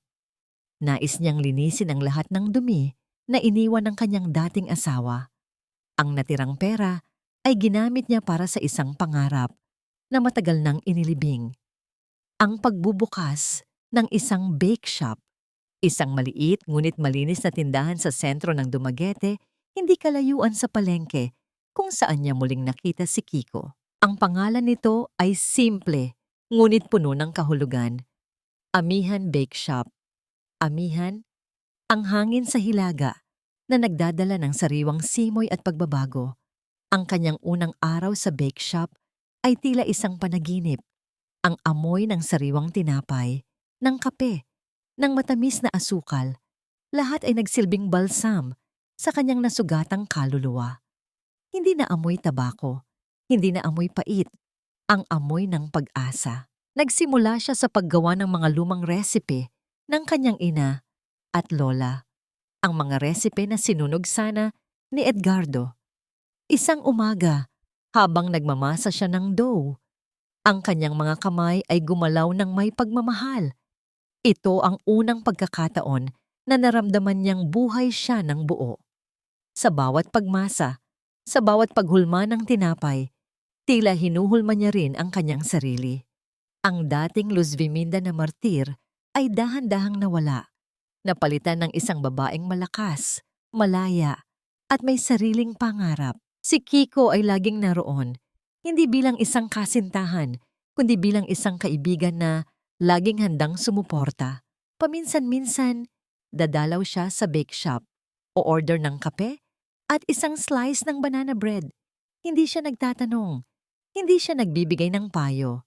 Nakikinig lang siya. At sa kanyang mga mata, laging may paghanga at pagmamahal. Isang hapon, habang nag-aayos si Luz ng mga bagong gawang ensaymada sa glass display, pumasok si Kiko. Ngumiti siya. Ang bango, Luz. Amoy pag-asa. Napangiti si Luz. Gusto mo bang subukan? Kumuha si Kiko ng isang piraso ng ensaymada. Ngunit sa halip na kainin, inilapag niya ito sa mesa. Tumingin siya kay Luz. Ang kanyang mga mata ay nagpapakita ng isang kakaibang lungkot. Luz, may kailangan akong sabihin sa'yo. Napansin ni Luz ang pagbabago sa tono ng boses ni Kiko. Kinabahan siya. Ano yon, Kiko? Inabot ni Kiko ang isang sobre kay Luz. Isang tiket ng eroplano, patungong Canada. Luz, matagal na itong plano. Mayroong opportunity doon na hindi ko kayang tanggihan. Nanlamig ang mga kamay ni Luz. Ang maliit na pag-asang naglalagablab sa kanyang puso ay tila biglang namatay. Kailan ang flight mo? Sa susunod na linggo. Tinitigan ni Luz ang tiket. Ang kanyang bibig ay halos hindi na makapagsalita. Ang mga mata niya ay naghahanap ng kasagutan sa mga mata ni Kiko. Ngunit tanging pag-aalinlangan lang ang kanyang nakita. Naglakad papalayo si Kiko. Tumayo siya sa harap ng pintuan ng Amihan Bake Shop. Lumingon siya kay Luz. Ang kanyang mukha ay puno ng pag-aalinlangan. Hawak niya ang kanyang tiket. Luz, ano? Anong gusto mong gawin ko? Ang tanong ay bumalot sa buong bake shop. Isang tanong na hindi lang tungkol sa pag-alis ni Kiko, kundi tungkol sa kanilang dalawa. Sa pagitan ng pag-asa at pangamba, ang desisyon ay nasa kamay ni Luz. Isang taon ang lumipas. Ang sariwang amoy ng bagong lutong tinapay at kape ay bumabalot sa Amihan Bake Shop. Ang maliit na tindahan na minsan ay pangarap lamang ni Luz ay naging isang paboritong lugar ng mga taga-Dumaguete. Ang kanyang mga kamay, na minsan ay may bahid ng sakit at pagod, ay ngayon ay puno ng pagmamahal sa bawat paghulma ng tinapay. Hindi na siya ang Luz Viminda na martir. Ang kanyang mga mata ay nagtataglay ng kislap ng kalayaan at ang kanyang nangiti ay totoo.